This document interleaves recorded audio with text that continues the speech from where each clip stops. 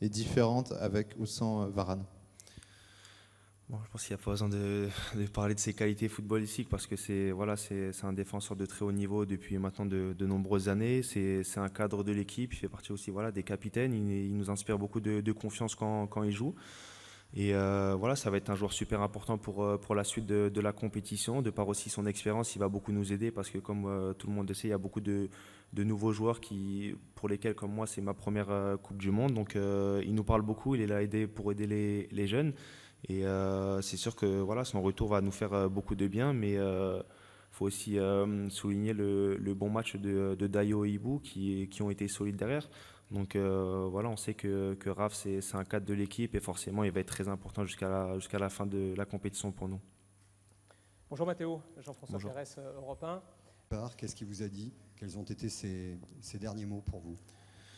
Voilà, tout le monde sait que Lucas, c'est un joueur très important déjà footballistiquement parlant pour l'équipe et aussi avec sa personnalité. C'est quelqu'un qui est très apprécié dans l'équipe et ça nous a fait beaucoup de peine. Donc j'ai un peu discuté avec lui hier soir. C'était un moment difficile, mais il garde la tête haute et je sais qu'il reviendra encore plus fort. Donc là, je crois qu'il est rentré en Allemagne. Il va se faire opérer très rapidement pour se rétablir et revenir plus fort pour les prochains mois.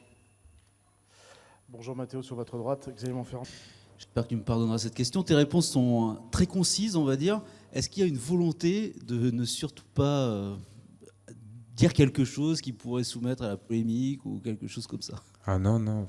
Elles sont trop courtes, vous trouvez? Non, c'est concis. Je peux faire plus long. Hein. Mais je sais que tu peux faire plus long, c'est pour ça. Vous savez que je peux faire plus long. Nous, on est d'accord. Hein.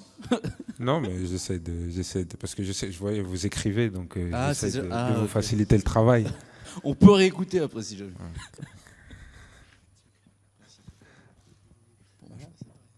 Ouais, je vais parler là maintenant. Alors, ça tombe sur moi. Mentalement, déjà, j'ai fait un très gros travail sur moi-même après l'année dernière. L'année dernière, j'ai connu une saison assez compliquée, assez particulière. Et là, en ce début de saison, avec un changement de poste, je me suis réaxé en tant que numéro 9. Et avec une vraie prise de conscience, c'est vrai que oui, j'ai fait un travail sur moi-même. Et je pense que le fait d'évoluer numéro 9 aussi m'a facilité. Sincèrement, vous en avez marre qu'on vous renvoie à votre père, qu'on vous pose des questions à chaque fois sur Lilian, sur l'affiliation, tout ça? Est-ce que... Vous voulez la vérité? Franchement, ouais. Non, pas du tout. Non. Vous avez écrit, hein. Non, c'est mon papa, je l'adore, je le connais depuis petit, depuis très longtemps. Donc non, franchement, ça me pose aucun problème de parler de mon père, c'est une fierté. Et oui, non, pour répondre à votre question, aucun problème. Depuis justement cet euro-là. La première fois que j'ai vu Kylian, c'était à l'INF Clairefontaine, tout d'abord. C'était en première année pendant que j'étais en deuxième année. Et déjà à l'époque, on savait qu'il avait quelque chose de spécial. Ensuite, on l'a recroisé quand on a gagné l'Euro U19 avec l'équipe de France.